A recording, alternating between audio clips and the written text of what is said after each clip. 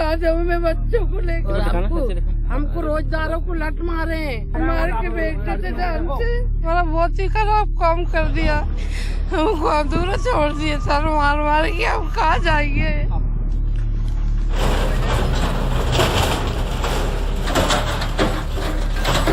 जैसे ही शटर का ताला खुला तो ये लोग मतलब कितना तोड़ा ताड़ी कर रहे थे, लेकिन इस मामले में आज तक मुझे अवगत नहीं करवाया गया कि भाई तोड़ने का कारण क्या है।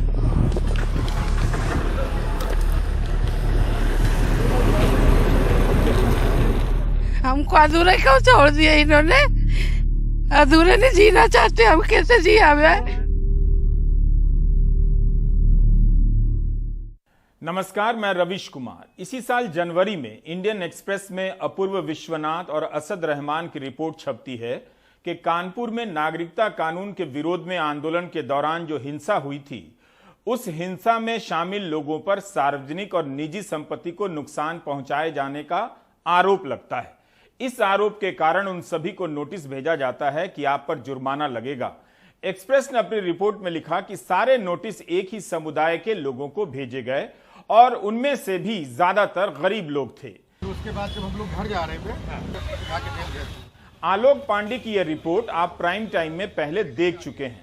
महनूर चौधरी कबाड़ का काम करते हैं। फरवरी 2020 में यूपी सरकार ने उनकी दुकान सील कर दी, तब से उनकी कमाई भी बंद हो गई। महनूर चौधरी का आरोप था कि दिसंबर 2019 में नागरिकता कानून के विरोध में जो हिंसा हुई, उसमें कथित रूप से शामिल बताए गए। उन्हें 21 लाख जुर्माना वसूली का नोटिस दे दिया गया। इसी तरह रंगकर्मी दीपक को भी 60 लाख का नोटिस भेजा गया। आलोक की रिपोर्ट फरवरी महीने की है, जब सुप्रीम कोर्ट के एक आदेश के बाद यूपी में इस तरह के 274 नोटिसों को रद्द कर दिया गया, क्योंकि सुप्रीम कोर्ट ने इन्हें गैर कानूनी माना था। कहने का मतलब है कि जिन फैसलों को सरकार दमखम से सही बताती है और अफसर बताते हैं, वो कई बार कोर्ट की नजर में गैर कानूनी भी होते हैं। उस वक्त उत्तर प्रदेश की सरकार और अफसरों ने भी ऐसा ही कुछ कहा होगा कि दोषियों को बख्शा नहीं जा रहा है और सभी दंगाइयों के खिलाफ कार्रवाई की जा रही है। लेकिन सुप्रीम कोर्ट की इस टिप्पणी को ध्यान में रखिएगा, तब आप मध्य प्रदेश के मामले को समझ पाएंगे। सार्वजनिक और निजी संपत्ति को नुकसान पहुंचाने के बदले जुर्माना का नोटिस भेजने के लिए एक पूरी प्रक्रिया सुप्रीम कोर्ट ने तय की है। एक ट्रिब्यूनल बनाया जाता है जहां दोष साबित किया जाता है, फिर नोटिस दिया जाता है। हम यह चर्चा मध्य प्रदेश के खारगोन में गिराए गए मकानों और दुकानों के संदर्भ में कर रहे हैं। अगर आप सुप्रीम कोर्ट में इस केस को लेकर हुई बहस और टिप्पणियों को देखेंगे और साथ ही मीडिया रिपोर्ट को देखेंगे, तो पता चल जाएगा कि अक्सर हिंसा के बहाने एक ही समुदाय को टारगेट किया जा रहा है और प्रशासन अपनी तरह से मनमानी करता रहा है। कानपुर में 21 ऐसे लोगों को नोटिस भेजा गया जो दिहाड़ी मजदूर थे, अपना पक्ष रखने इलाहाबाद हाईकोर्ट तक नहीं जा सके, इतने गरीब थे। सबने प्रशासन को मजबूरी में 13,476 रुपए का जुर्माना भर दिया। परवेज आरिफ टीटू की याचिका जब सुप्रीम कोर्ट के सामने आई, तब अदालत की टिप्पणी से साफ हो गया कि किस तरह एक तरफा फैसला लिया गया था। यहां तक कि सार्वजनिक संपत्ति को नुकसान पहुंचाने पर जुर्माना तय करने की जो प्रक्रिया सुप्रीम कोर्ट ने बनाई है, खुद सुप्रीम कोर्ट के शब्दों में उसका पालन नहीं किया गया। जस्टिस DY चंद्रचूड़ और जस्टिस सूर्यकांत ने पूछा कि जब सुप्रीम कोर्ट ने तय कर दिया है कि इन मामलों में न्यायिक अधिकारी सुनवाई करेंगे, तब प्रशासनिक अधिकारी ADM ने कैसे कार्रवाई का संचालन कर दिया? आखिर सुप्रीम कोर्ट की बनाई हुई गाइडलाइन को अनदेखा करने के पीछे क्या मकसद रहा होगा?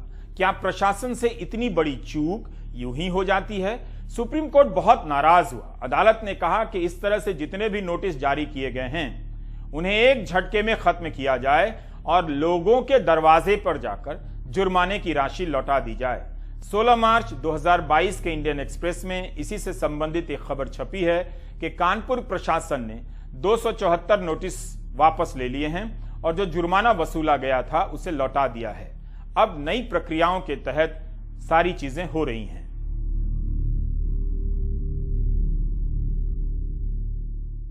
तब सुप्रीम कोर्ट ने यूपी सरकार को कहा था कि इन मामलों में आप ही शिकायत करता हैं, आप ही जज हैं और आप ही संपत्ति जब्त कर रहे हैं।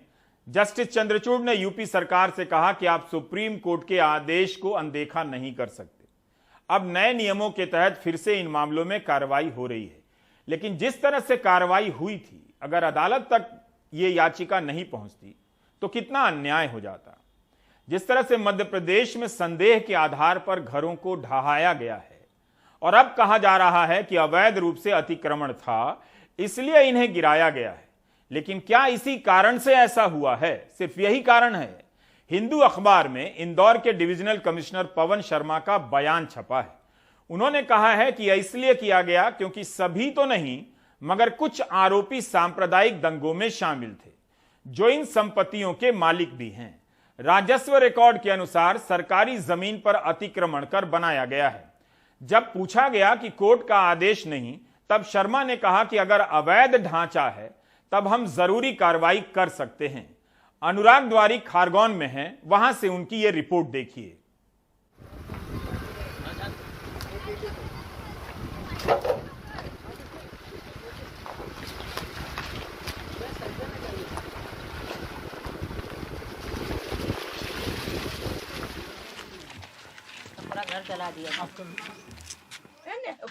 शिराज भी और मंजुला बाई बिल्कुल एक जैसी हैं। दोनों बेवा हैं। घर पर कोई पुरुष सदस्य नहीं है।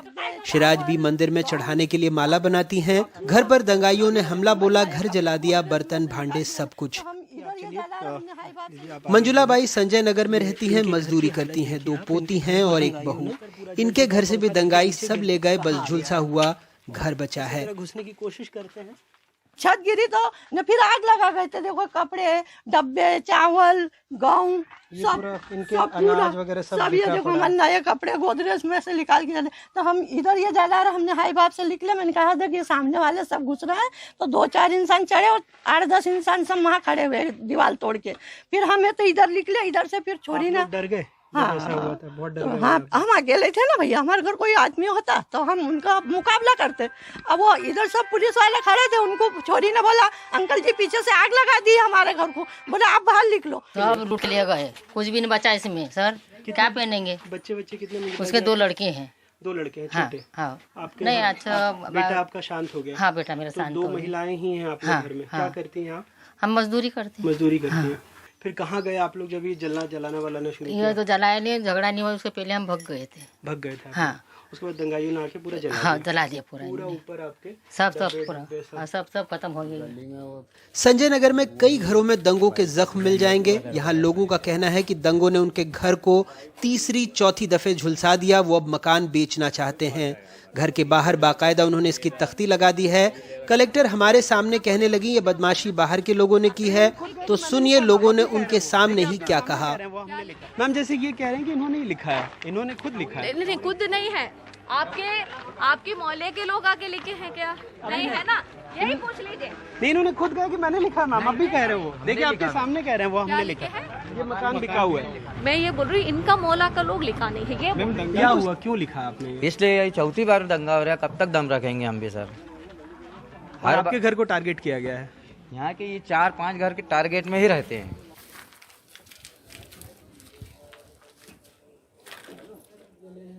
प्रीति चांदोले का घर भी 3री बार जला। वो पढ़ी लिखी हैं, सारे सर्टिफिकेट जल गए। कहती हैं पड़ोसियों ने उनके घर पर सिलेंडर फेंक दिया था। कैसे गेहूं बचा पाए हम खाए लाके, बस हम कुछ भी नहीं कर पाए हमारे घरों में। फिर भी पथराव चालू ही था। फिर हमारे घरों में पानी पीने के मटके भी इन लोगों ने छोड़ दिए। मैं तो बाहर जाई हुई थी, उधर निकली हुई थी, तो बच्चे को बोला मौसी तो दंगा हो रहा है। मैंने बोला क्यों बेटा, कि उधर ही रहने में। हाँ ठीक है, तो मैं उधर ही बस्ती में रुक गई थी। इस पूरी गली में दर्जनों घर बिकने को तैयार हैं। सबकी कहानी एक जैसी। लूटपाट करी। आप अलमारियों को देखो, मेरी माँ का पूरा यानी कि खर्च कार्य का सामान का पैसा ले गए, मेरे रकम भाव ले गए। उन्होंने क्या करा, दरवाजा खुला, मेन गेट का दरवाजा उन्होंने अंदर से बंद करा। अच्छा, उन लोगों ने अंदर से बंद तो करा। ये सारे आपके कपड़े जो जला दिए गए, अंदर ही पूरा जला दिया सब गया। जला ये दिया। आपके बच्चों की तस्वीरें हैं, ये भी तोड़ दी। उठा के लिए, वो तो छोड़ो, वो तो 100-150 की चीजें, ये 10-12 कूलर, सोफे, फ्रिज, ये सब ये उठा के ले गए। उठा के ले गए। ये देखो देख लो निशानी। शाम को 5:30 बजे हम सब थे घर पे। मैं तो खाली घर पे, मैं तो दुकान जाता हूँ। बच्चे बहुत है। बाप रे, तो पूरा अंदर से आग लगा दिया। सामान सब जला दिए, 40-50 कूलर थे। कोई घर में तो नहीं था उस दिन? घर में बच्चे थे और बहुएं थी। तो के भागे धाके मारे, पत्थर मार रहे हैं लोग। किधर भागे फिर आप? इधर भागे चारों तरफ, सब आग लगा दो, पेट्रोल में डाल के लो फेंके लोया बना के। पेट्रोल बम जैसा कुछ? हाँ, बम जैसे। मध्य प्रदेश के गृह मंत्री शायद इन्हीं तस्वीरों के लिए हमें कोस रहे थे। राज्य सरकार पर जरूर आरोप लग रहा है कि वो एक धर्म के लिए काम कर रही है। हम आरोप की चिंता नहीं करते, पर मध्य प्रदेश में कोई भी फन उठाएगा दंगाई, उसको कुचल देंगे, ये हम जानते हैं। क्या वो दंगाई एक ही संप्रदाय से है ना? हमला कहाँ से हुआ? आपने अभी तक ये नहीं दिखाया, एक शब्द नहीं बोला आपने। हम बहुत ध्यान से सुन रहे हैं आपको। मंत्री जी, हम तो अपना काम कर रहे हैं, लेकिन सुना तो होगा पीड़ित क्या कह रहे हैं, सरकार से उन्हें क्या शिकायत है। बहरहाल आपका बुलडोजर तो खुद प्रधानमंत्री आवास पर भी चल रहा है। खसखसवाड़ी में प्रशासन ने 12 मकान ढहाए, कहा सब अवैध अतिक्रमण है। हालांकि लोगों ने यह भी बताया कि उन्हें नोटिस दिया गया था। हसीना फकरू को 2.5 लाख में प्रधानमंत्री आवास मिला, सारे दस्तावेज हैं। घर के पीछे फिलहाल वो बरसाती लगाकर बच्चों के साथ रह रही हैं, बातें करते रो देती हैं। बच्चों को लेके पर हमारा अच्छा तो क्या करा उन्होंने, हमारा बहुत ही खराब काम कर दिया, हमको दूर छोड़ दिए सर, मार मार के। हम कहाँ जाएंगे? आप मत रोइए, देखिए आप रोती हैं, जमीन भी दिए। मैं बात नहीं कर पा रहा आपसे, आप रो रही हैं ना, आप चुप हो जाइए। बिल्कुल आपके लिए इंसाफ होगा, हम भी सरकार से बात करेंगे। क्या आपके किसी बच्चे का नाम दंगे में था? नहीं सर, बहुत सीधे बच्चे हमारे, इतने सीधे बच्चे। किसी का कोई एफआईआर नहीं? कोई का नहीं नाम है। क्या कभी आपको कोई नोटिस मिला था कि ये घर आपको खाली करना है? सरकार ने नोटिस तो हमको मिले थे। हाँ, और हम तहसील में भी कई बार गए, केस चल रहा था हमारा न, फिर बाद में बंद कर दिया था। अच्छा। मोहम्मद रफीक छोटी मोहन टॉकीज इलाके में रहते हैं। इनके घर का हिस्सा भी अवैध बताकर ढहा दिया गया। वैसे इनका कहना है कि इन्हें कभी नोटिस नहीं मिला। इस मामले में मुझे कुछ भी ज्ञात नहीं। मैं जब सवेरे देखा कि मेरे सामने बहुत सारी पुलिस वगैरह और ये वो थे, और मतलब इन्होंने जब मेरे शटर के ऊपर आवाज़ आने लगी तो मैंने उठा और जाकर के देखा कि भाई क्या, तो मतलब मैंने शटर का ताला खोला। जैसे ही शटर का ताला खोला तो ये लोग मतलब कि ना तोड़ा ताड़ी कर रहे थे, लेकिन इस मामले में आज तक मुझे अवगत नहीं करवाया गया कि भाई तोड़ने का कारण क्या है। हमने जो कार्रवाई किया है वो गवर्नमेंट लैंड के ऊपर जो इलीगल कंस्ट्रक्शंस थे वो या इलीगल बिल्डिंग्स थे, जो प्रॉपर प्रोसीजर फॉलो करने के बाद ही किया है। मैंने कुछ पत्रकार लोगों के, मेरा जो तहसील ऑफिस या एसडीएम ऑफिस की ऑर्डर है वो भी हमने शेयर किया है। ये अतिक्रमण की स्ट्रक्चर है। मैं आपको आश्वासन दे रही हूँ, आप जो है अभी आपने जहाँ भी देखते हैं दूसरे तरफ भी एक बार चेक करा लीजिए, हमने हटाए हैं या नहीं हटाए हैं। हम तो सभी बराबर है, अतिक्रमण है तो अतिक्रमण है।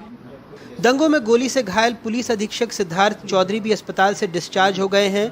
बताते हैं कि कैसे तलवार लेकर भिड़े दंगाई को बचाने उन पर किसी ने गोली चला दी। फाइनली संजय नगर में घटना जब सामने आई तो हम लोग वहाँ पे पहुँचे, तो दोनों पक्ष पथराव कर रहा था। तो वहाँ पे कुछ तलवार वगैरह लेके भी लोग दौड़े, तो हम लोगों ने उसे पकड़ा, तो उसे कोई कवर दे रहा था, तो भीड़ में से किसी ने फायर किया जो मेरे बैक पैड में लगी।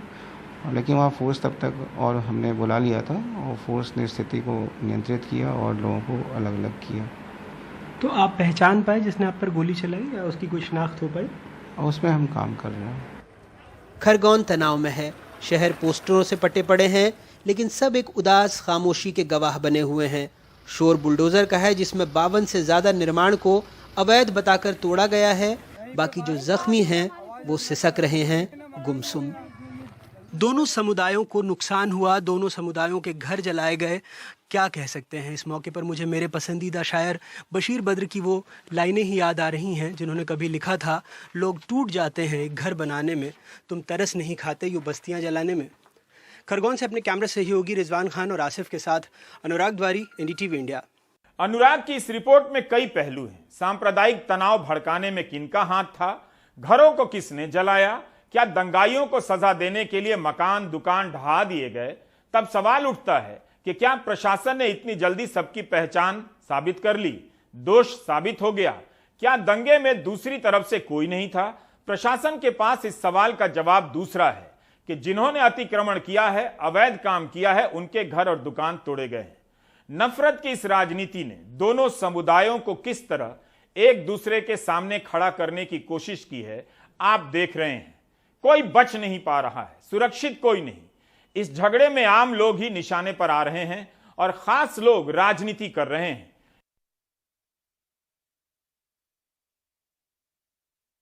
इस वीडियो में कोई आवाज नहीं है, हमने आवाज खत्म कर दी है क्योंकि हम सुना नहीं सकते। मगर ये झारखंड के कोडरमा के नौजवान हैं जो भगवा झंडा लिए हुए हैं और एक धर्म विशेष के लोगों को गालियां दे रहे हैं। वहां पर पुलिस मौजूद है, मजिस्ट्रेट भी मौजूद हैं, नारों की तरह गालियां दे रहे हैं। आज के युवा इस तरह से गाली देने का हौसला कहां से लाते हैं? 8 लोग गिरफ्तार हुए हैं। अगर सोच सकते हैं तो सोचिए, नहीं तो कोई बात नहीं। हमने इसलिए इन आवाजों को बंद कर दिया है, कोई म्यूजिक नहीं लगाया है, ताकि आप इस सन्नाटे को अपने भीतर महसूस कर सकें।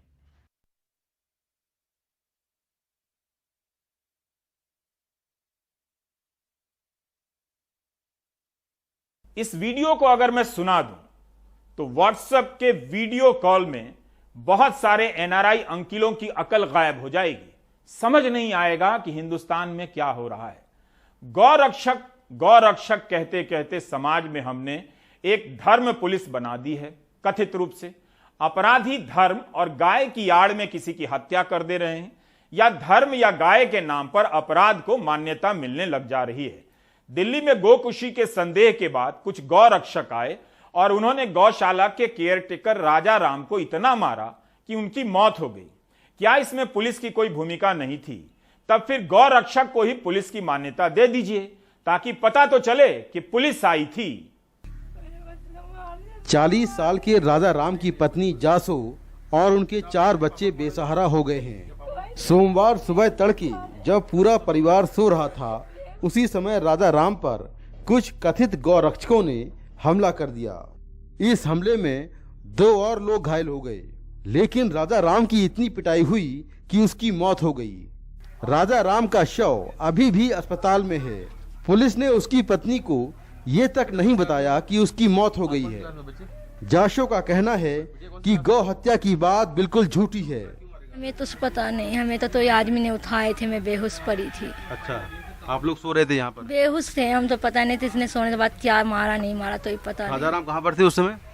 वे रात में मच्छरदानी में बाहर सोए हुए थे सर। अच्छा, ये जो आरोप लगा रहे हैं कि राजा राम ने गाय काटी यहाँ पर या गाय कटवाते थे वो यहाँ पर, ये क्या? नहीं सर, कुछ नहीं करवाते थे, वे बीमार रहते थे बहुत ज्यादा, मैं बहुत सेवा करती थी बस। अच्छा, राजा राम इसी फार्म हाउस में केयर टेकर थे। वहीं इस मामले में दिल्ली पुलिस का बयान भी संदेह के घेरे में है। पुलिस का दावा है कि उन्हें सोमवार सुबह फार्म हाउस में गोकशी की सूचना मिली। जब पुलिस मौके पर पहुंची तो गोकशी के आरोप में राजा राम समेत 5 लोगों को गिरफ्तार किया गया। सभी की मेडिकल जांच के बाद उन्हें थाने लाया गया। थाने में एक आरोपी शानू ने बताया कि गोकशी के दौरान उनकी कुछ लोगों ने पिटाई की है। इसी बीच आरोपी राजा राम की तबीयत खराब हुई, उसे अस्पताल ले जाया गया, जहां उसे मृत घोषित कर दिया गया। इसके बाद पुलिस ने हत्या का केस दर्ज किया, लेकिन राजा राम के कातिल अब तक फरार हैं। खास बात यह है कि राजा राम के फार्म हाउस में कई गायें हैं। उनकी पत्नी का कहना है कि इन गायों की वो सेवा करती हैं और दूध बेचकर अपना गुजारा करती हैं। राजा राम का 14 साल का बेटा भी गुरुग्राम की एक गौशाला में काम करता है। कि 2 साल से मैं यहाँ पे जाने लग रहा हूँ, तो ऐसा कभी तो कुछ हुआ नहीं है, तो ऐसे अचानक कैसे हो जाएगा? अच्छा, बस इनका ये था कि भाई ये गाय बेचते भी थे, खरीद भी लेते थे। अच्छा अच्छा अच्छा, बस इतना ही था इनका, और कुछ नहीं था। गायों की सेवा कर रहे थे यहाँ, और ये गाँव की सेवा करते थे बस। अच्छा, उनका यानी एक तरह से ऐसा था कि दूध वोध बेचते थे अपना, उसी से गुजारा कर रहे थे। अच्छा, ये आरोप लगा रहे कि गाय काटते थे यहाँ पर फार्म हाउस में, ये सब क्या है? नहीं सर, ये तो देखो एक इल्जाम लगाने वाली बात है, यानी गुमराह किया जा रहा है हर चीज से। राजा राम के शव के पोस्टमार्टम से उसकी चोटों का पता चलेगा। फिलहाल राजा राम को मौत की नींद सुलाने वाले कथित गौरक्षक फरार हैं। राजा राम उस भीड़ के शिकार हो गए जिसने ये खुद तय कर लिया कि राजा राम गुनाहगार हैं और उनको मौके पर ही सजा दे दी। अब राजा राम के परिवार में उनके 4 छोटे बच्चे और उनकी पत्नी हैं जो इस सुनसान इलाके में अकेले हैं। इनके घर में अब ना तो कोई कमाने वाला है और ना ही इनकी देखभाल करने वाला। नई दिल्ली से कैमरामैन कानन पात्रा के साथ मैं मुकेश सिंह, एनडीटीवी इंडिया। गौरक्षा के नाम पर राजा राम की हत्या हो गई। उस गाय की हत्या का आरोप लगा दिया गया जिसकी सफाई देने के लिए राजा राम अब जिंदा नहीं है। नियम कानून की परवाह किसी को नहीं। आप साफ साफ देख सकते हैं कि कौन नियम कानून की परवाह नहीं कर रहा है। भारत के समाज में कई स्तरों पर झगड़े चल रहे हैं। संस्थाओं को लेकर केंद्र और राज्यों के बीच झगड़े शुरू हो चुके हैं। ममता बनर्जी, केसीआर और अब शरद पवार आरोप लगा रहे हैं कि केंद्रीय एजेंसियों को विपक्ष के खिलाफ लगा दिया गया है। ये अच्छा नहीं हो रहा है। आज के दिन मुश्किल है क्योंकि हर दिन कुछ न कुछ किसी के खिलाफ लगाना, इसके खिलाफ कुछ माहौल पैदा करना, कुछ एक्शन लेना, ये बात कंटिन्यूसली चालू है। खास तौर पर 2 स्टेट में है, एक महाराष्ट्र और दूसरा वेस्ट बंगाल, और ये दोनों जगह पर इसका सामना करने की मानसिकता हम लोगों की है।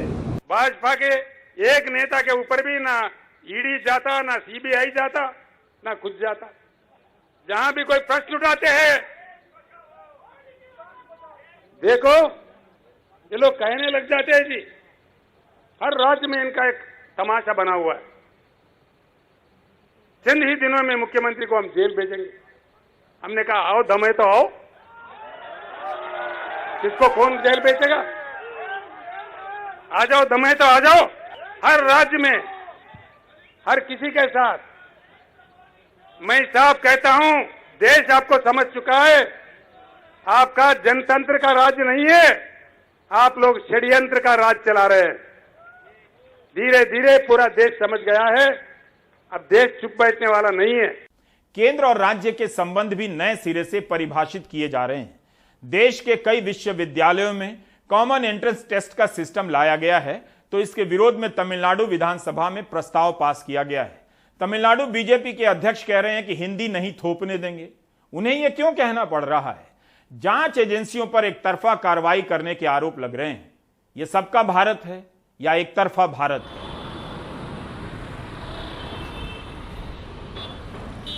27 शहरों में तापमान 41 डिग्री सेल्सियस से अधिक है। क्या अब गर्मी कुछ कम है? जो हमारे नेता धार्मिक मुद्दों के सहारे माहौल में गर्मी पैदा करने लगे हैं। इस गर्मी में भड़काऊ बातों से दूर ही रहें तो अच्छा रहेगा। आसमान को आग बरसाने दें। लाइव मिंट नाम के अखबार में दिलाशा सेठ रवि दत्ता मिश्रा ने अपने लेख में बताया है कि कपड़ा इतना महंगा कभी नहीं हुआ। 8.5 साल में इस वक्त सबसे महंगा कपड़ा बिक रहा है। जूते चप्पलों के दाम भी 8-9 साल में सबसे ज्यादा बढ़ गए हैं। 19 महीनों में अनाज कभी इतना महंगा नहीं हुआ। हिंदू अखबार ने लिखा है कि खाद्य तेलों के दाम में 18.8% की वृद्धि हो गई। तेलंगाना में लाल मिर्च 45,000 क्विंटल हो गया है, जबकि पिछले साल 8 से 9 हजार रुपए क्विंटल था। इतनी महंगाई देखकर किसी का भी माथा गर्म हो जाए, लेकिन उस पर ठंडा पानी डालने के बजाय धर्म के नारों से माहौल को गरमाया जा रहा है।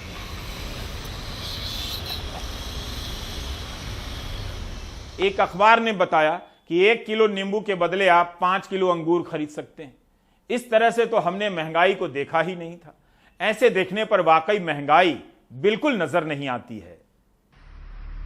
डीजल, पेट्रोल और सीएनजी के महंगाई की चर्चा अब नींबू के सामने फीकी पड़ गई है। नींबू के 200 से 250 रुपए किलो बिकने की खबर ट्विटर पर ट्रेंड कर रही है। लेमन प्राइस हाइक हैशटैग के साथ रिया नींबू लगा पेड़ का फोटो लगाकर लिखती हैं कि अब मेरे घर पर इनकम टैक्स की रेट पड़ने वाली है। वहीं मर्सिडीज कार की फोटो दिखाकर सुब्बाराव लिखते हैं कि मैं नींबू खरीदने जा रहा था, लेकिन अचानक उनका प्लान बदल गया। अब नींबू की जगह वो मर्सिडीज खरीदने जा रहे हैं। मीम ही नहीं, महंगे नींबू की खबरें अब तो अंग्रेजी अखबार की सुर्खियां भी बन रही हैं। शाहजहांपुर के तिलहर में इस बेचारे सब्जी वाले के 10,000 के नींबू पर चोरों ने हाथ साफ कर दिया। नींबू पर जितनी मुंह उतनी बातें हो रही हैं। आपने कहा महाराष्ट्र और आंध्र में, तो दोनों के दोनों एंटी गवर्नमेंट चल रहे हैं हमारे। ये लोग लूट मचा रहे, वहीं से माल महंगा बेचेंगे तो ये गरीब बेचारे कैसे सस्ता बेचेंगे? इनका तो 20% का मार्जिन होगा ज्यादा। 15 दिन पहले सब्जियों के रेट, जैसे आपका जो है नींबू था, नींबू जो है आपका 45 से 50 रुपए किलो था, लेकिन आज की डेट में जो है 250 रुपए और 200 रुपए किलो बिक रहा है जी। तो ये ऐसा क्यों हुआ है? इसके पीछे क्या कारण? ऐसा हुआ है कि कुछ तो पीछे से माल कम है जी, और कुछ मौसम बदलाव हो रहा है, कुछ डीजल पेट्रोल का भी जो है असर है। नींबू की बढ़ी कीमतों का असर इसकी बिक्री पर पड़ा है। बसंत कुमार जैसे सब्जी बेचने वाले अब नींबू को वापस करने के लिए मंडी में लाए हैं, क्योंकि बिक्री कम होने से नींबू रखे ही रखे सूख रहा था। नींबू वापस करने क्यों आए हो? ये सूखा था, मैं दिखाने आया था। अच्छा, हाँ। कोई खरीद ही नहीं रहा है क्या नींबू जो वापस आप कर रहे हो? अब जो हल्का है तो हल्के रेट बेचना पड़ेगा, जो बढ़िया हो तो बढ़िया भाव बिक जाएगा। तो कहाँ हल्के रेट में बेच रहे हैं आप लोग? तो 200-250 रुपए में बेच रहे हैं। 200 तो बढ़िया बिकेगा, हल्का कहाँ बिकेगा आप बताइए पहले। लेकिन एक तबका इस बढ़ोतरी से खुश भी है। पश्चिमी उत्तर प्रदेश के नींबू के बड़े कारोबारी तिलक सैनी बताते हैं कि नींबू की महंगाई से जहां किसान मालामाल हुए हैं, वहीं व्यापारी और आम आदमी बेहाल। जो नींबू महंगा हुआ है उससे सर किसानों को तो फायदा मिला ही है। किसानों को तो बहुत मोटा पैसा मिला। अच्छा, हाँ। आप लोगों को क्या है सर? 7-7 हजार की बोरी किसान लेके गया पैसा। आप लोगों को भी फायदा? हमें तो नुकसान है। क्यों? बहुत नुकसान है। कई व्यापारी तो हो गए काम उनका। अच्छा, हाँ जी, किसी का बीपी हाई हो गया, किसी का शुगर बढ़ गया। जानकारों के मुताबिक नींबू के दाम मई तक घटने के आसार हैं, जब नई फसल तैयार हो जाएगी। बदलते मौसम में नींबू ने भी दिखला दिया है कि महंगाई की रेस में सीएनजी, डीजल और पेट्रोल के मुकाबले वो आगे निकल सकती है। तो फिलहाल नींबू की महंगाई आपके दांत हाल फिलहाल में खट्टे करती रहेगी। दिल्ली से Ravish Ranjan Shukla, NDTV India. Middle class महंगाई से परेशान नहीं है, मतलब राजनीतिक रूप से परेशान नहीं है। वो आर्थिक परेशानी को अब निजी परेशानी मानता है। अभी तक मिडिल क्लास टैक्स से ही देश के विकास में योगदान दे रहा था, लेकिन वो महंगे दाम देकर भी योगदान देने लगा है। मिडिल क्लास की इस कुर्बानी की याद में एक म्यूजियम बनना चाहिए। भारत में महंगाई 17 महीनों में सबसे अधिक है, 7% के करीब। लेकिन चिंता मत कीजिए, अमेरिका वाले भी खुश नहीं हैं। वहां तो 40 साल में सबसे अधिक महंगाई है, 8.5%। अमेरिका की हालत देखकर लगता है हम लोग ठीक ही हैं। पॉजिटिव न्यूज में इतना ही, ब्रेक ले लीजिए।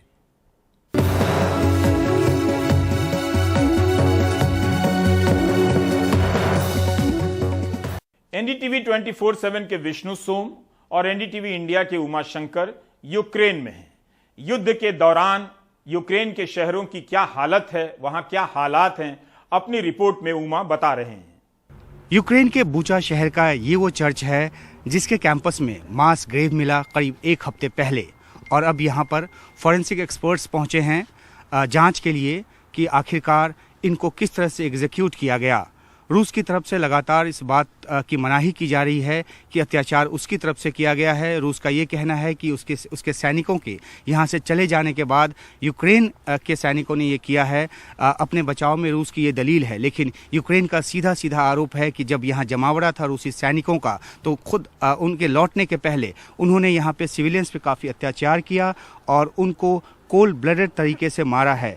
ये जो आप ग्रेव देख रहे हैं, इसमें दर्जनों की तादाद में जो लाशें हैं वो दफन हैं, और इनको अब यहाँ से एक्सह्यूम करके यहाँ से निकाल कर जांच के लिए ले जाया जाएगा। गन शॉट का अगर निशान है बॉडी पर तो जाहिर सी बात है कि गन शॉट से इनको मारा गया। अगर किसी और तरह के अत्याचार का निशान है तो वो भी जांच में सामने आएगा, और ये ज़रूरी है अंतर्राष्ट्रीय समुदाय के लिए जानना कि आखिरकार रूस ने किस तरीके से यहाँ पे अत्याचार किया। ये वो इलाका है जहाँ कीव को घेरने के क्रम में रूसी सैनिकों का बड़ा जमावड़ा रहा, और अब इस ग्रेव के मिलने के बाद यहाँ पर अंतर्राष्ट्रीय मीडिया का जमावड़ा है, और अंतर्राष्ट्रीय मीडिया यहाँ पर पहुंचकर अपनी निगाह से ये देख रही है और दुनिया को दिखाएगी कि आखिरकार जो ये जांच का काम है वो किस तरह से आगे बढ़ रहा है। हमारे कैमरा सहयोगी अशोक महाले आपको दिखाएंगे कि जो बॉडी के को बाहर निकालने का जो काम है वो शुरू हो रहा है। यहाँ पे क्रेन लाया गया है, और आप देखिए कि किस तरह से यहाँ जो एक्सपर्ट्स हैं और जो स्टाफ हैं वो इस काम को अंजाम देंगे। और वहाँ जो आपको हरी जैकेट में जो नज़र आ रहे हैं वो फॉरेंसिक एक्सपर्ट्स हैं जो अपने इक्विपमेंट के साथ यहाँ पर पहुँचे हैं। तो एक बहुत ही भयावह तस्वीर यहाँ से निकलकर सामने आई है, और न सिर्फ यहाँ बल्कि माराकीव और कुछ शहर हैं जहाँ से मास ग्रेव के मिलने की खबर आई है, और वहाँ भी अत्याचार किया गया है नागरिकों पर। इस तरह का आरोप यूक्रेन की तरफ से लगाया गया है। तो जाहिर सी बात है कि रूस ने जिस तरीके से आगे बढ़ने की कोशिश की, जिस तरीके से कीव को अपने कब्जे में करने की कोशिश की, लेकिन बहुत ही प्रतिरोध मिला यूक्रेन की सेना की तरफ से, और वापस उनको लौटना पड़ा है। हालांकि वो वापस इधर इस इलाके से तो लौट कर चले गए हैं, लेकिन डॉनबास के इलाके में उनकी ज़्यादा मौजूदगी है। बड़े बड़े उनके जो उनका जो कॉन्वॉय है वो वहाँ पे कूच कर रहा है। इस तरह की सैटेलाइट इमेजनरी भी सामने आ रही है और ख़ुद पुतिन ने भी कहा है कि उनका जो इरादा है वो जो पूर्वी यूक्रेन है वहाँ के लोगों को यूक्रेन के अत्याचार से बचाना है। तो ये उनकी तरफ से दलील है। लेकिन यहाँ बूचा में जो दृश्य है वो दृश्य बहुत ही भयावह है और यहाँ पर होना किसी को भी अच्छा नहीं लगेगा, लेकिन क्योंकि यहाँ से जो सटीक जानकारी है वो लेकर आपके लिए हमें आना है। तो देखिए अब किस तरीके से ये सिलसिला जो है वो शुरू हुआ है। जो जिस तरह से पॉलीथीन से इसको रैप किया गया था, ढका गया था, वो हटाया जा रहा है और यहाँ इन बॉडीज़ को यहाँ से अब निकाला जाएगा और उनको जांच के लिए ले जाया जाएगा। और देखिए किस तरह से मीडिया का जो अंतर्राष्ट्रीय मीडिया का जमावड़ा जो है वो यहाँ पर है। तो ये एक कहानी है रूसी अत्याचार की जिसकी जांच की जा रही है और ये परत दर परत खोलेगी कि आखिरकार रूस ने किस तरह से सिविलियंस को भी काफ़ी यहाँ पर नुकसान पहुँचाया है। रेप और बाकी जो अत्याचार हैं वो भी किए गए हैं, उसको भी टूल के तौर पे इस्तेमाल किया गया है, ये यूक्रेन ने आरोप लगाया है। और अब देखिए कि ये सिलसिला चल रहा है। बूचा शहर से कीव की तरफ आगे बढ़ते हुए इस जगह पर यहाँ पे ये रूसी टैंक एक नहीं दो नहीं बल्कि कम से कम 5-6 टैंक्स जो हैं यहाँ पे इस तरह से तबाह हुए।